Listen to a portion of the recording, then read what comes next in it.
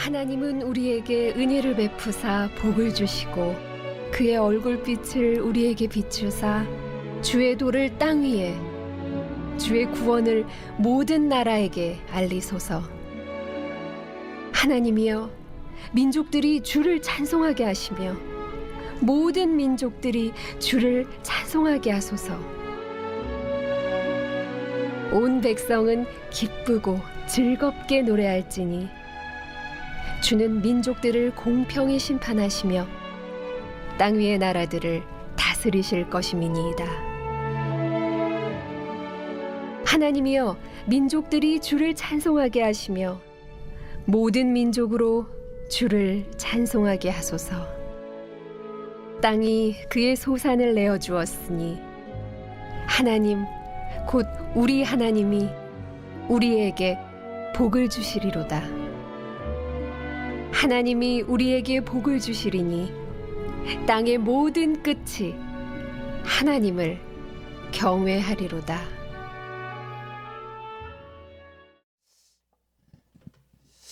오늘 시편 67편, 이 시편의 고백이 그대로 우리의 고백이 되면 하나님이 많이 기뻐하실 것입니다.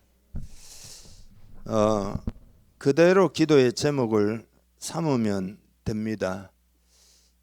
그렇게 오늘 메시지를 다 듣고는 여러분이 그렇게 되기를 축복합니다. 이 내용을 깊이 마음에 받아들이고 우리 교회의 뭐라고 그럴까요? 기도라 그럴까? 고백의 내용이 되기를 간절히 원합니다. 이 다윗이 이제 이 시편을 쓸 수 있었던 그것은 뭐냐면은 창세기에 나오는 이 세상의 원리를 잘 알았기 때문입니다. 이게 이제 창세기하고 관련이 있어요. 창세기에 보면은 태초에 하나님이 천지를 창조하시니라 그랬잖아요. 이 세상은 하나님이 창조하셨기 때문에 하나님이 이 세상의 주인이시고 하나님이 이 세상을 다스리시죠. 우리가 세상을 보는 눈이 바로 이거죠. 여러분은 세상을 어떻게 보십니까? 하나님이 이 세상을 다스린다. 이게 우리의 세계관이죠. 그렇죠? 그래서 우리는 삶을 살다가도 이 창조 원리로 수시로 돌아와야 합니다. 하나님이 이 세상을 다스리신다. 하나님이 다스리신다. 이 창조 원리로 자꾸 돌아와야 합니다. 그러니까 특별히 여러분이 삶을 살다가 어떤 문제에 부딪히거나 막힌 것 같은 그런 느낌을 느낄 때 특별히 이 기본 원리로 돌아와야 합니다. 그러니까 삶을 돌아보고 내 삶이 문제에 부딪혔고 막힌 것 같고 할 때 그건 이 창조 원리로 돌아오라라고 하는 하나님의 신호, 그런 하나님의 신호를 포착해야 합니다. 그러니까 우리가 하나님이 이 세상을 다스린다는 이 원리를 붙잡고 하나님의 통치가 이 세상에 임하도록 내 삶을 새롭게 해야 되겠구나, 이런 신호로 포착을 하라, 그런 의미입니다. 여러분 그렇게 할 수 있기를 바랍니다. 그러니까 하나님이 이 세상을 다스리시는 그 하나님의 통치에 우리를 부르시고 그 일을 우리들에게 위임하신 것이 아닙니까? 그죠? 그러니까 생육하고 번성하고 하다가 다스리라, 하나님의 다스리는 일을 우리를 통해서 하신다라는 거죠. 그러니까 예를 들어 대통령이 다스리는데 강요들을 통해서 하고 각 무슨 지자체 장들을 통해서 하고 이렇게 하는 것처럼 하나님이 그 일을 우리들에게 위임하시는 거기 때문에 내가 삶의 문제에 부딪혔을 때 방향을 더 새롭게 잡으라고 하시는구나, 그렇게 여러분이 느낄 수 있기를 바랍니다. 그러니까 이 기본 원리로 돌아오면 하나님이 우리를 위하여 예비하신 복을 받는 기초를 다지는 것과 같습니다. 그러니까 하나님이 우리를 위하여 예비하신 복의 기초를 다지는 것과 같아요. 그러니까 이 말의 의미는 여러분이 하나님이 다스리시는 세상을 향한 이 비전과 어떤 목적 의식이 여러분에게 가장 중요하다. 그러면 우리는 복을 받을 수 있는 기초가 되어 있는 거다. 하나님은 그런 자에게 복을 주신다. 그런 이야기입니다. 그러니까 이 방향을 잃어버리면 안 될 것입니다. 방향을 잃어버리면 복은 없습니다. 방향을 잡고 복을 구해야 됩니다. 그래서 오늘 1절, 2절이 이제 그런 내용인데 다시 한번 확인해 보겠습니다. 1절, 2절을 제가 드린 설명을 지금 초반에 잘 듣고 있는지 제가 좀 제 표현도 좀 지금 서툴고 여러분이 잘 듣고 있는 집중하고 있는지 약간 의심이 되지만 믿음으로 계속 잘 집중합시다. 1절, 2절을 읽어봅시다. 하나님은 우리에게 은혜를 베푸사 복을 주시고 그의 얼굴빛을 우리에게 비추사 주의 조를 땅 위에 주의 구원을 모든 나라에게 알리소서. 아멘. 자, 그러니까 복을 구하는 이유는 뭐냐? 복을 구해야 우리가 복을 받고 그 복이 모든 나라들, 민족들에게 전파될 것이기 때문이라는 거예요. 요 1절, 2절을 이해하십니까? 그러니까 우리 크리스찬의 복은 우리가 잘 되고 혹은 우리 자식들이 잘 되고 그런 복 이상이어야 한다. 그런 의미입니다. 그러니까 이것을 꼭 깨달아야 합니다. 그러니까 우리가 복을 받는 것은 내가 잘 되고 등 따시고 배부르고 그것을 넘어서서 주의 구원을 모든 나라에 알리소서, 주의 도를 땅 위에 알리소서. 그러니까 이게 하나님의 목적이다 이 말이죠. 모든 세상이 복을 받는 것이 하나님의 목적이기 때문에 이 목적 의식이 뚜렷한 사람에게 복을 주신다. 그런 의미입니다. 그러니까 여러분 목적 의식이라는 게 너무 중요해요. 그러니까 이 목적 의식에서 헌신도 나오고 이 목적 의식이 있을 때 여러분이 진실하게 기도하게 되고 그렇게 되고 더 나아가서 이 목적 의식이 있을 때 하나님이 복을 주신다. 그러니까 이 목적 의식을 가지는 것이 하나님의 복을 받는 기초가 되는 거다. 기초를 다지는 거다. 그런 이야기입니다. 그러니까 여러분 온 땅 위에 하나님의 구원의 역사가 일어나는 이 목적을 오늘 이 아침에 다시 한번 굳게 붙들기를 바랍니다. 다른 거는 덜 중요해요. 다른 거는 덜 중요합니다. 예배드리는 이 시간 이 목적을 붙잡을 때 하나님이 참으로 기뻐하시고 오늘 이 시간을 통해서도 여러분에게 복 주실 줄 믿습니다. 목적의식이 중요해요.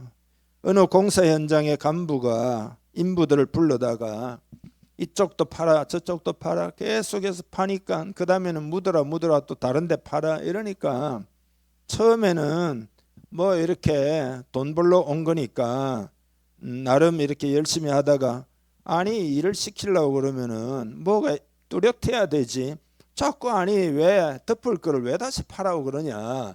그래서 막 엄청나게 지치기도 하고 화가 났습니다. 그래서 항의를 해요.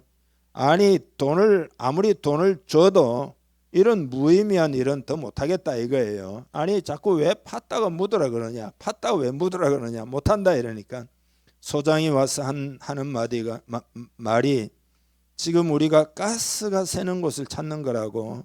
가스가 터지면은 수많은 사람들이 다치고 죽기 때문에 쉬지 않고 촌음을 아껴서 우리는 열심히 땅을 파가지고 그 새는 데를 찾아야 된다. 이유가 딱 밝혀지고 나니까 인부들이 이제는 돈 때문이 아니라 생명을 구하고 자기 가족들을 살리고 그리고 그 도시를 구한다. 그런 의미 때문에 의욕적으로 똑같은 일이지만 일을 했다라는 것입니다. 그러니까 이게 목적의식이 중요하다. 인생은 목적이 있는 존재예요. 목적의식이 뚜렷하지 않으면요, 여러분 삶은 지루해지게 됩니다. 삶은 재미없어지게 됩니다. 그래서 이 목적의식이 중요하다, 그런 거죠. 그리고 여러분, 이 시편은 하나님이 아브라함에게 하신 언약의 뿌리를 두고 있어요. 아브라함에게 하신 언약이 뭐냐? 그것도 오늘 이 지금 제가 말씀드린 내용과 비슷한 내용이에요. 창세기 12장 2절 3절을 같이 읽겠습니다. 내가 너로 큰 민족을 이루고 내게 복을 주어 내 이름을 창대하게 하리니 너는 복이 될지라. 너를 축복하는 자에게는 내가 복을 내리고 너를 저주하는 자에게는 내가 저주하리니 땅의 모든 족속이 너로 말미암아 복을 얻을 것이라 하신지라. 아멘. 하나님이 아브라함 복을 주고 그리고 아브라함의 이름을 창대하게 만들고 하는 이유가 있다는 거예요. 그게 뭐냐 하면 세상의 복이 되라는 겁니다. 땅의 모든 민족이 너로 말미암아 복을 얻을 것이라, 이거예요. 그러니까 여러분, 오늘 우리들도 이 비전을 붙잡아야 할 줄 믿습니다. 땅의 모든 민족이 복음을 통해서 복을 받는 이 비전을 여러분 붙들기를 주님의 이름 축복합니다. 오늘 이거 되면 성공하는 거예요, 여러분 마음에. 예수님도 똑같은 가르침을 주신 거예요. 주기도문에 보면 나라가 임하옵시며 뜻이 하늘에서 이루어진 것 같이 땅에서도 이루어지이다라고 기도하라 하셨잖아요. 하나님의 나라가 이 땅에 이루어지는 그 목적을 품고 구하라는 거예요. 기도하라는 거예요. 그러니까 우리는 복을 구할 때 방금 말씀드린 이런 생각 속에서 우리는 구해야 합니다. 그래서 오늘 이 메시지를 좀 더 구체적으로 이제 하나하나 좀 살펴보려고 하는데, 우선 이제 이 하나하나 살펴보기 전에 여러분 마음에 우리는 하나님의 복을 구해야 한다 이런 이제 메시지를 전하는데, 요게 하나님의 복이라는 게 저절로 되는 건 아닙니다. 저절로 되는 건 아니에요. 부지런히 복을 구해야 합니다. 복을 구해야 합니다. 그러니까 하나님이 당신의 백성에게 복을 부어주실 준비가 되어 있지만 우리가 믿음으로 구할 때만 가능한 거라, 이런 이야기입니다. 여러분, 하나님의 뜻을 딱 마음에 품고 여러분이 복을 구할 수 있기를 축복합니다. 이게 하나님 말씀을 신뢰하고, 이 복을 구합니다. 하나님 이 복을 받기를 원합니다. 이 복이 온 세상에 임하기를 원합니다. 그런 마음을 가지고 네 가지를 여러분에게 전할 텐데, 첫째로는 일단 하나님의 복은 하나님의 은혜의 뿌리를 두고 있다는 것을 여러분이 이해하기를 바랍니다. 뭐라고요? 하나님의 복은 하나님의 은혜의 뿌리를 두고 있다. 그래서 그 1절에 보면 하나님은 우리에게 은혜를 베푸사 복을 주시고, 은혜를 베풀어서 복을 주신다 이러잖아요. 그러니까 하나님이 복을 주시는 것은 그분의 은혜이다 라는 거죠. 은혜라는 말은 쉽게 이야기해서 공짜다, 그런 의미입니다. 성경에는 값없이 주시는 은혜, 그렇게 표현합니다. 그러므로 은혜는 우리의 노력이 아니라 구하여 받는 거다. 그러니까 은혜이기 때문에, 은혜는 공짜로 주는 거기 때문에 내가 값을 치른다고 해봐야 그 은혜를 구하지를 못합니다. 사지를 못해요. 하나님의 은혜는 너무 큰 거기 때문에 그건 그냥 공짜로 주셔야 됩니다. 조건이 있다면은 공짜이기 때문에 우리는 주세요 하고 구하여 받는 거다. 그래서 기도가 중요하다, 그런 거죠. 기도가 중요한지를 깨닫기를 축복합니다. 사단의 방해는 뭐냐? 사단의 방해는 기도하지 못하도록 하는 게 사단의 방해의 핵심입니다. 기도하는 신앙 되기를 주님의 이름 축복합니다. 여러분의 신앙이 반드시 기도하는 신앙이 되어야 됩니다. 성경에 다 기도, 교회도 만민의 기도하는 집이라는 거 아니에요. 기도하는 신앙, 이게 중요해. 사단은 기도하지 못하도록 방해하는 거예요. 기도하기로 결단하기를 주님의 이름 축복합니다. 사단은 영의 존재이기 때문에 기도가 얼마나 중요한지를 잘 압니다. 그래서 방해하는 거예요. 은혜이기 때문에 그건 기도하여 받을 수밖에 없어요. 우리가 뭐 잘나고 훌륭하고 뭐 의를 행하고 엄청난 뭘 해가지고 받을 수 있는 게 아니에요. 은혜로 값없이 주는 거기 때문에 기도밖에 받을 수 있는 길이 없습니다. 그래서 하나님의 복을 받기 위해서는 열심히 사는 것만으로 그 복이 주어지지 않는다는 것을 깨달아야 합니다. 많은 사람이 신앙생활을 이렇게 해요. 나는 열심히 살았기 때문에 보상을 받을 자격이 있다. 이렇게 생각하지만 그건 성경적인 생각이 아닙니다. 그건 성경적인 생각이 아니에요. 여러분은 이래야 합니다. 하나님, 나는 은혜가 필요합니다. 은혜가 필요합니다. 그렇게 은혜가 필요하다라고 믿음으로 구하여 받는 거다. 하나님의 복은 그렇습니다. 값없이 주시는 것이기 때문에 뭔가 보상으로 받을 수는 없다 이 말이죠. 그렇기 때문에 믿음으로 구해야 된다. 믿음으로 구하여 성령도 받고, 아멘이죠. 믿음으로 구해야 부흥도 임합니다. 믿음으로 구할 때 복을 받습니다. 우리 공동체도 한 마음이 되어 기도할 때 복을 받는다. 그런 이야기. 예수님이 이른 아침에 장터에 나가서 포도원 일꾼을 고용한 사람의 비유를 마태복음 20장에 말씀하셨거든요. 근데 이 내용은 뭐냐면 은혜에 대한 가르침입니다. 내용 아시죠? 새벽에 품꾼들에게 하루 품삯으로 한 데나리온을 주기로 약속했어요. 새벽 6시에 나가가지고. 또 오전 중에 더 많은 일꾼을 고용하고 정당한 임금을 내가 지불하겠다. 이렇게 약속을 했습니다. 정오와 오후에도 역시 그랬습니다.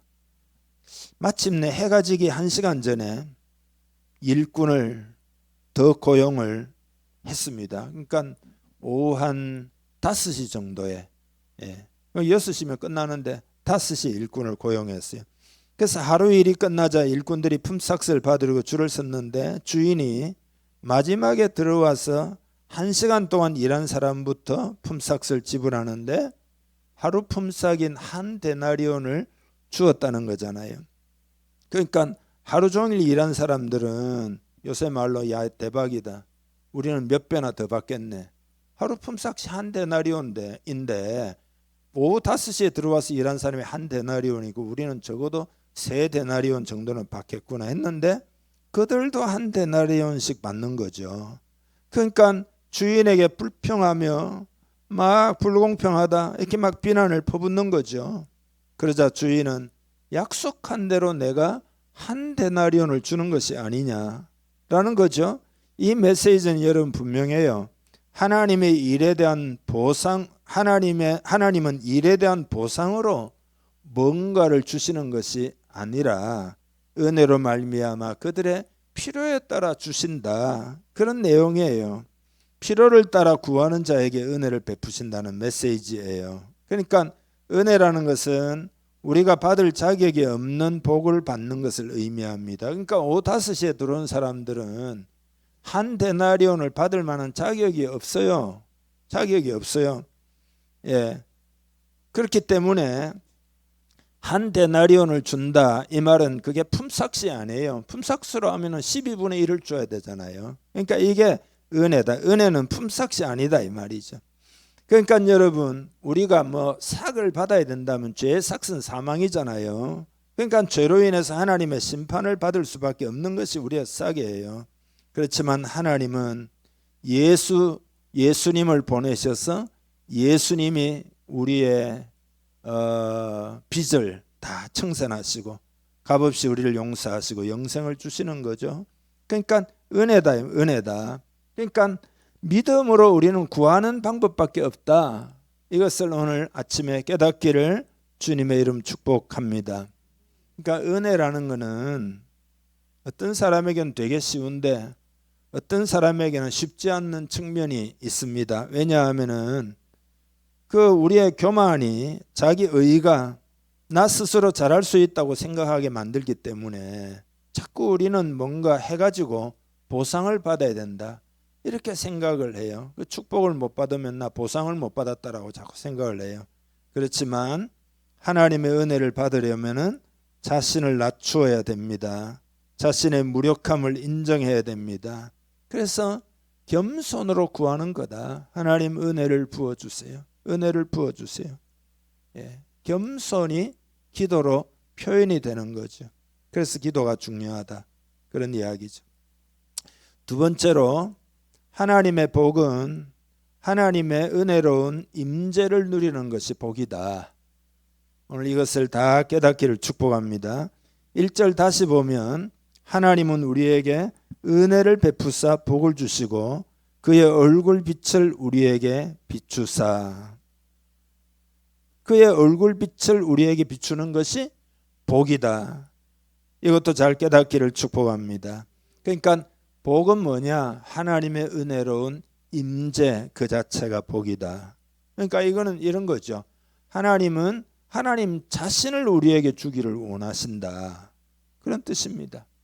여러분 이 마음을 알아들이기를 바랍니다. 하나님을 모시는 것이 바로 복이다. 이 말이 식상하게 들리지 않기를 바랍니다. 그러니까 이거 한번 생각을 해보세요. 세상이 복으로 여기는 모든 것을 여러분이 다 가질 수 있지만 만약에 하나님이 여러분에게 없다면 여러분은 진정한 복을 받은 것이 아니지 않습니까? 그렇죠? 그러니까 믿음이 있는 사람은 이 영적인 의미를 잘 알 것입니다. 사람은 영적인 존재입니다. 창세기 2장에 보면 흙으로 사람을 만드시고 생기를 그 코에 불어넣어서 사람을 만들었다는 거예요. 그러니까 인간은 하나님의 생기를 불어넣은 영적인 존재다. 인간의 인간됨은 바로 그 영혼에 있다. 인간은 영혼의 소유자다. 흙으로만 창조된 존재가 아니다. 그런 거죠. 영적인 존재인 것을 우리는 실생활에서 어떻게 알 수 있죠? 그건 뭐 쉽죠, 그죠? 우리가 육신적으로 아무리 뭐 잘 되어도 그것 때문에 만족을 누릴 수 있지 않죠. 그러니까 그게 영적인 존재라는 의미잖아요. 많은 사람들이 우리 인간은 영의 존재라는 사실조차 인정을 안 하려고 그래요. 그래서 육신적으로 편안하고 뭐 등 따시고 배부르면 된다 생각해요. 그러나 그렇게 하면 할수록 더욱더 영혼은 목마르고 공고하여질 뿐이죠. 요한복음 4장에 보면 사마리아 여인이 그렇잖아요. 6번째 남편을 가졌지만 행복이 없고 6번째면은 행복해야 되잖아요. 근데 행복이 없고 마음은 더욱 갈급하고 그래서 예수님을 만난 다음에 영원히 목마르지 않는 생수를 마신 거죠. 그러니까 영의 존재이기 때문에 주님도 사람이 떡으로만 살 것이 아니요 하나님의 입에서 나오는 모든 말씀으로 살아야 한다 그랬고, 다윗도 시편 86편 4절에 보면 주여 내 영혼이 주를 으르러 보니 주여 내 영혼을 기쁘게 하소서, 내 영혼을 기쁘게 하소서 이렇게 기도를 합니다. 여러분 그러니까 영이 잘 되는 게 중요해요. 영이 잘 되기를 축복합니다. 영이 잘 되는 일에 에너지를 여러분이 쏟는다면 여러분이 지혜로운 것입니다. 서로 한번 축복합시다. 영이 잘 되기를 축복합니다.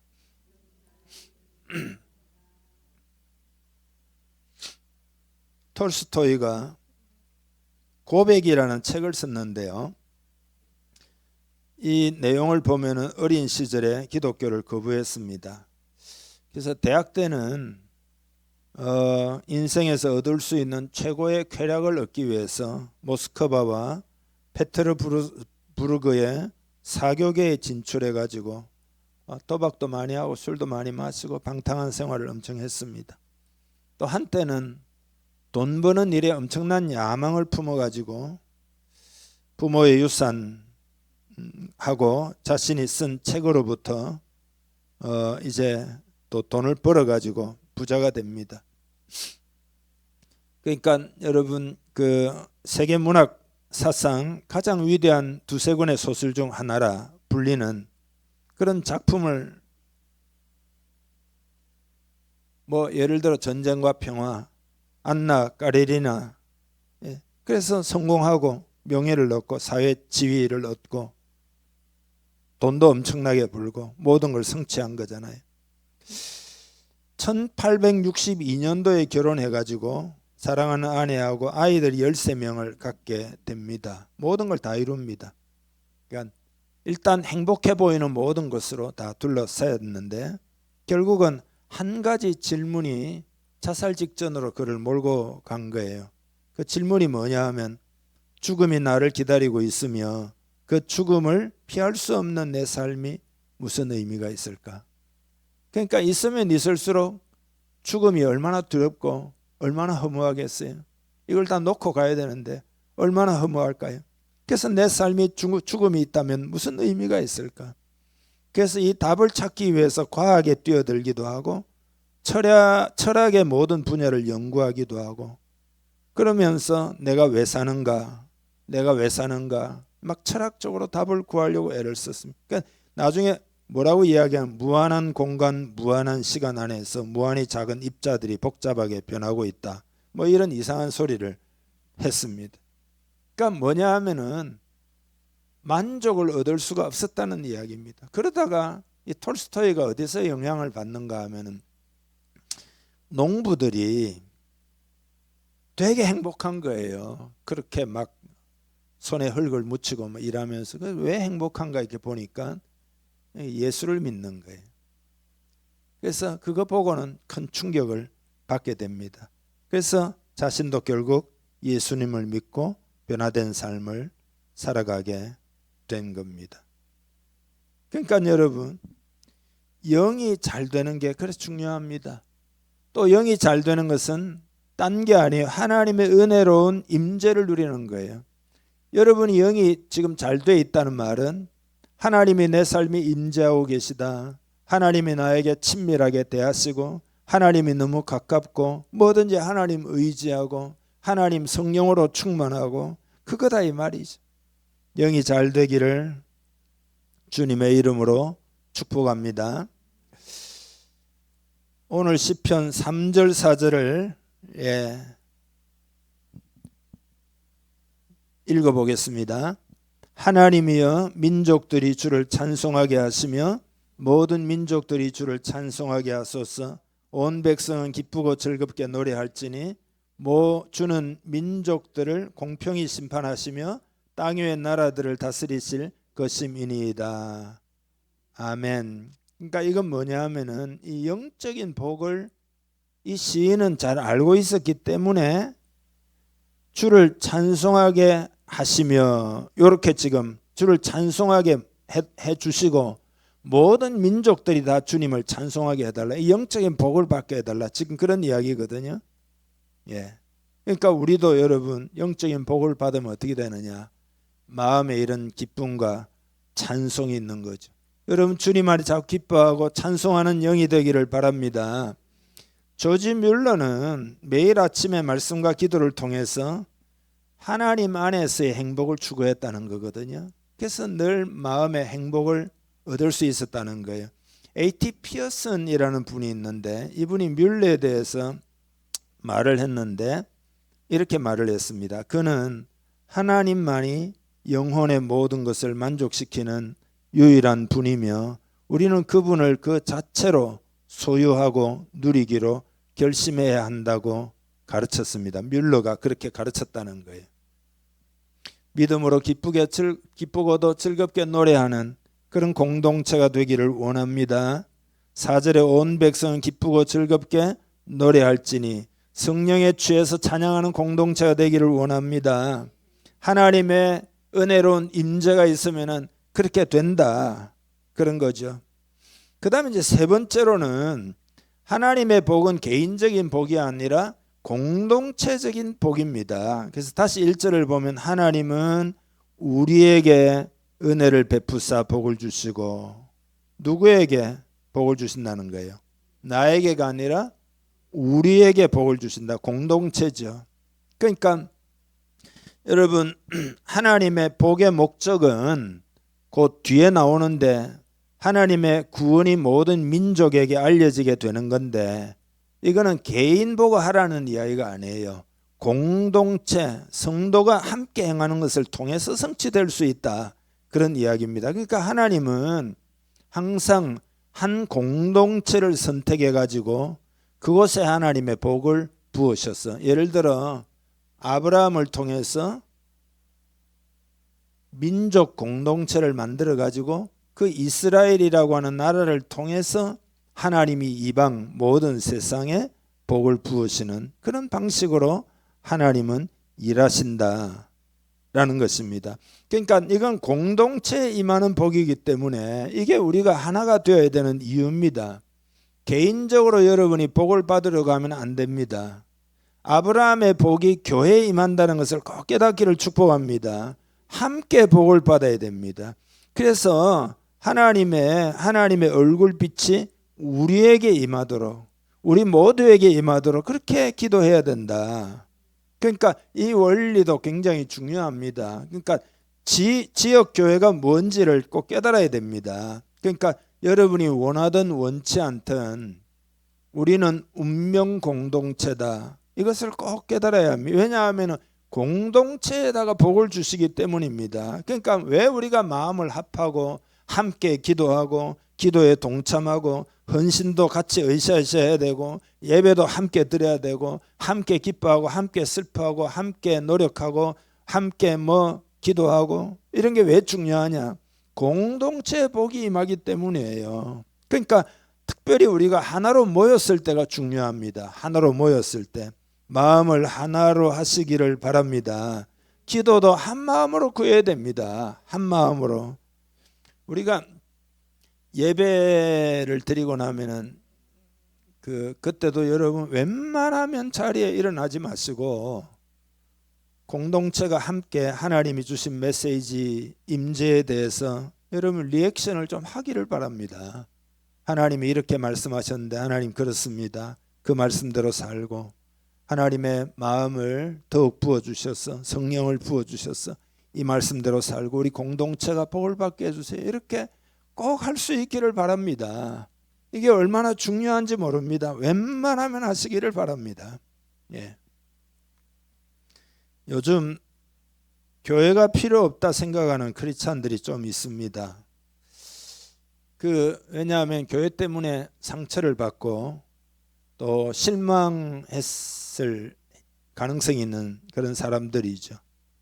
그러니까 다른 크리스찬들과 함께 지내면 맨날 상처를 받잖아요. 그걸 두려워하는 거죠. 그래서 극장 가듯이 신앙생활 하는 사람이 있어요. 가서 조용히 묻혀가지고 예배드리고 상 나오고 오늘 예배드렸다 그러고 비밀하게 왔다 갔다. 최악의 경우는 뭐냐? 유튜브에서 필요한 가르침을 얻는 것. 이게 최악의 상황입니다. 성경은 우리가 교회로부터 다른 성도로부터 고립이 되면 하나님의 축복을 경험할 수 없다고 가르칩니다. 그러니까 한 교회로서 강하게 세워지지 않는 한 하나님의 축복이 우리에게서 열방으로 전해지지 않는다 이 말입니다.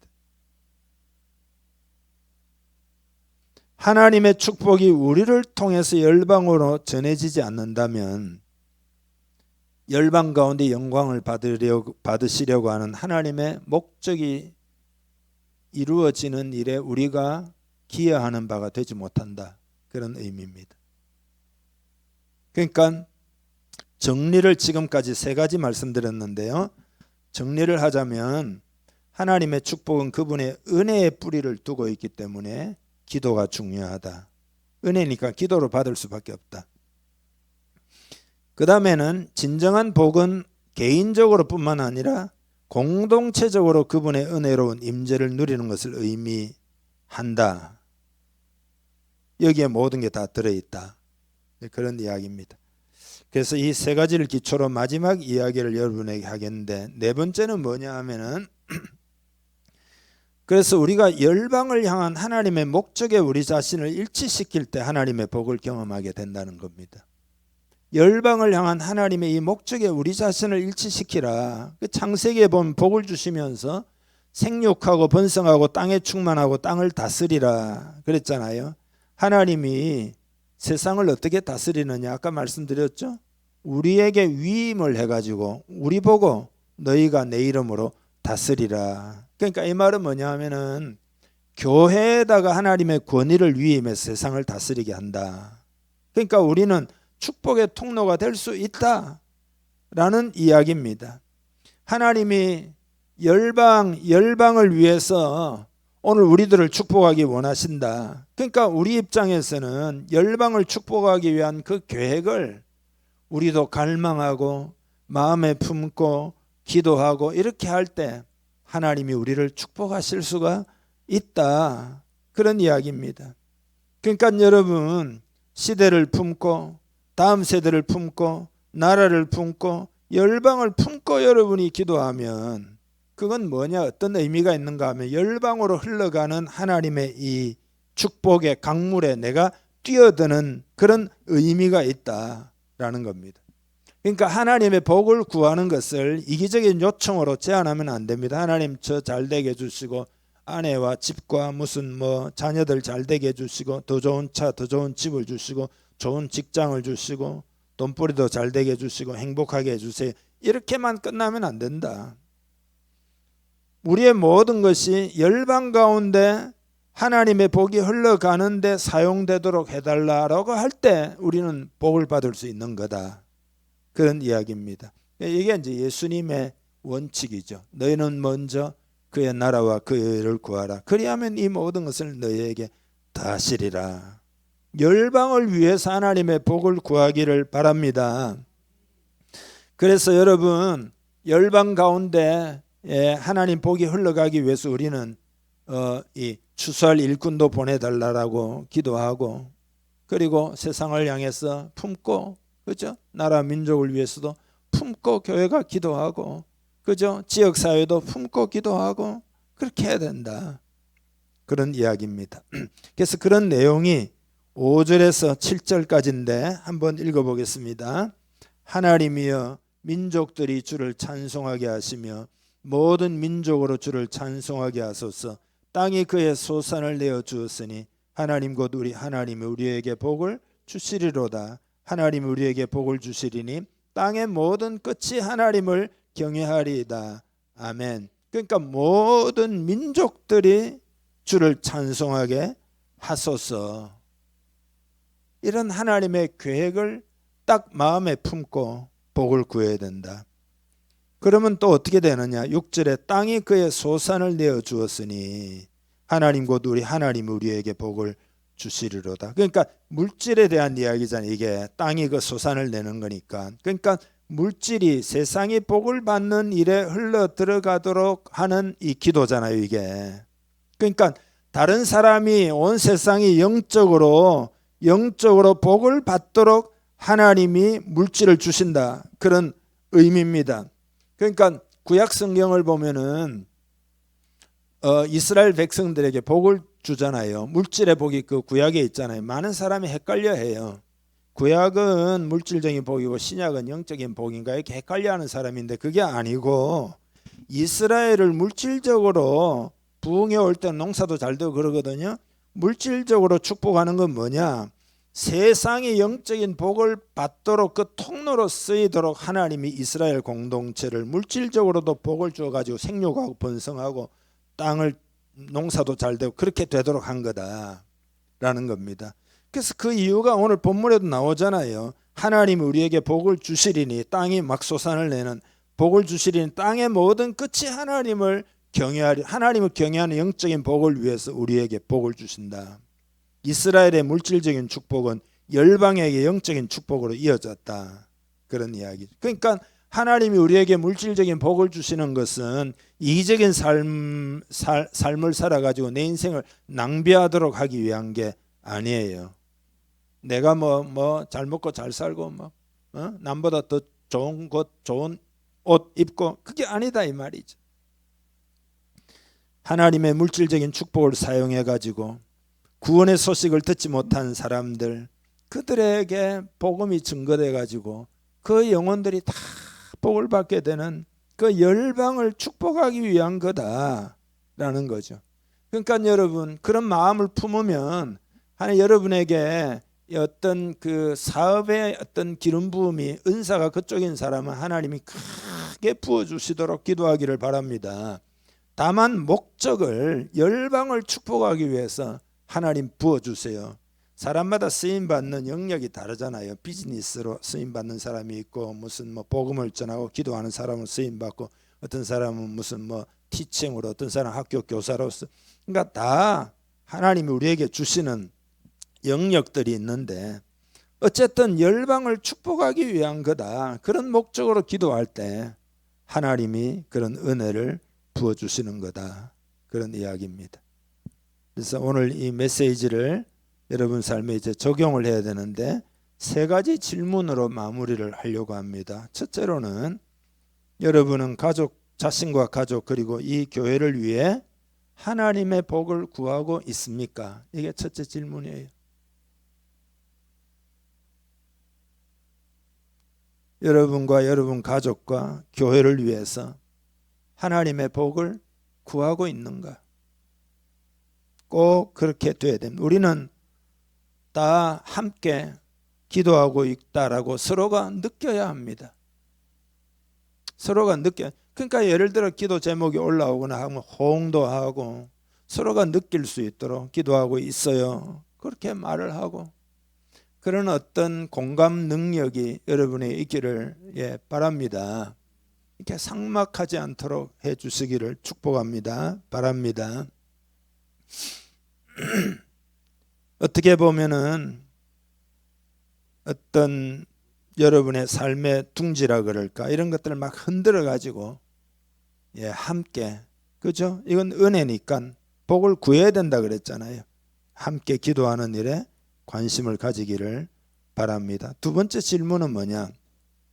여러분께서 여러분과 여러분의 자녀들 또 자손들의 마음에 열방을 품도록 기도하고 있습니까? 그런 질문이에요. 여러분이 자녀를 기르고 혹은 영적인 자녀를 기르고 그 목적이 뭐냐? 열방을 품도록 하나님 내 자녀가 열방을 품는 자녀 되기를 원합니다.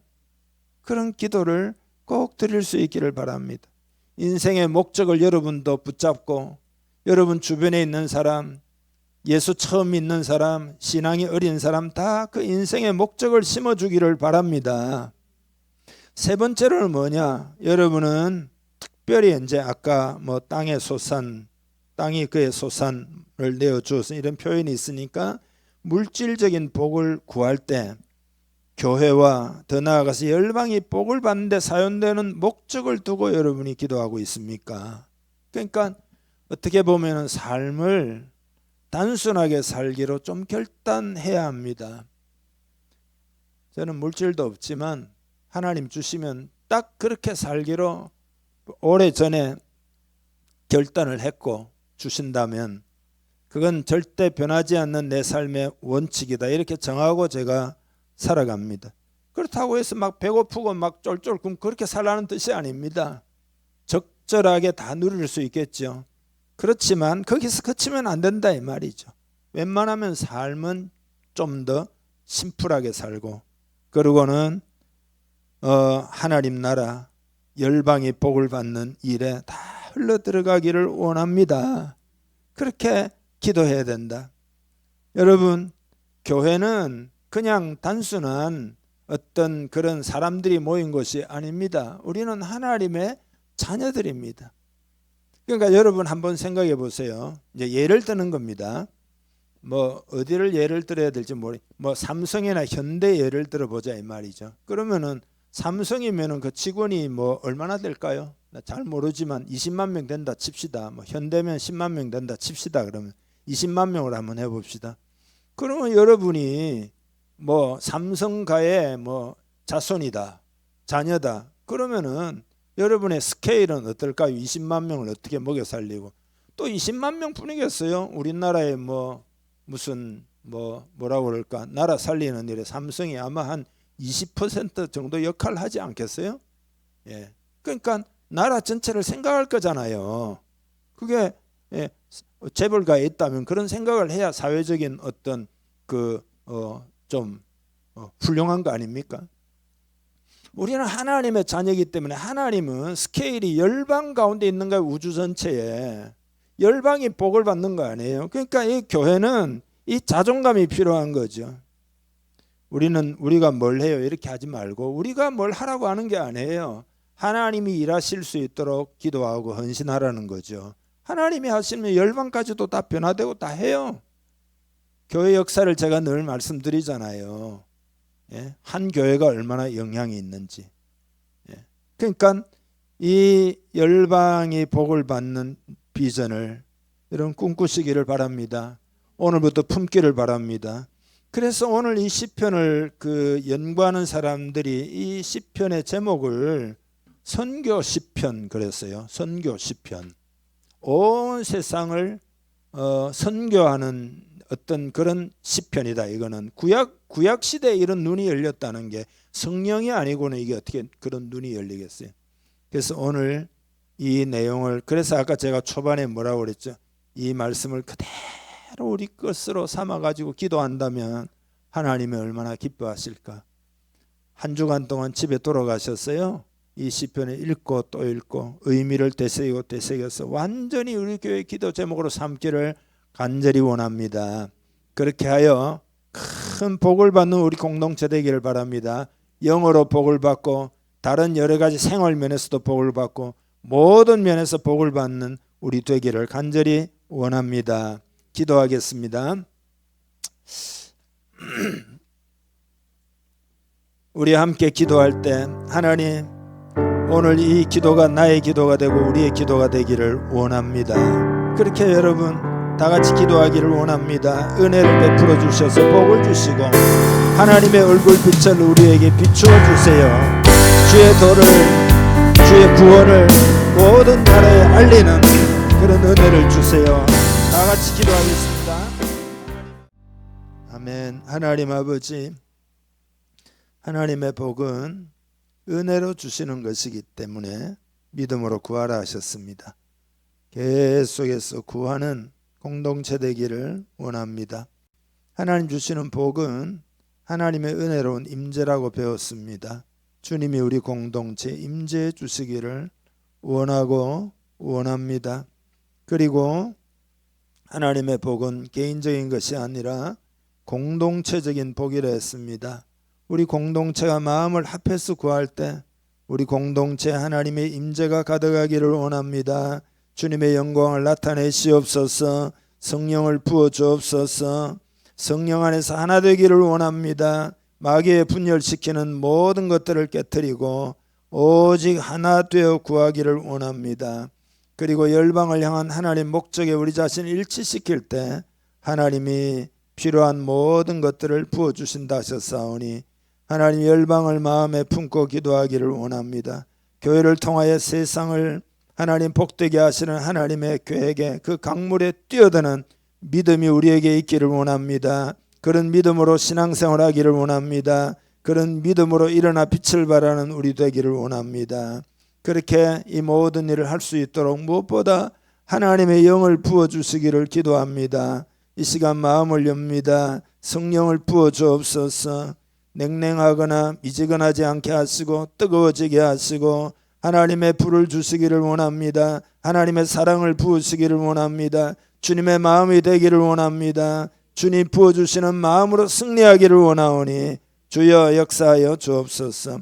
진실로 복된 공동체가 되기를 원하고 원합니다. 다 한 마음이 되게 하여 주시옵소서. 예수님의 이름으로 기도하옵나이다. 아멘.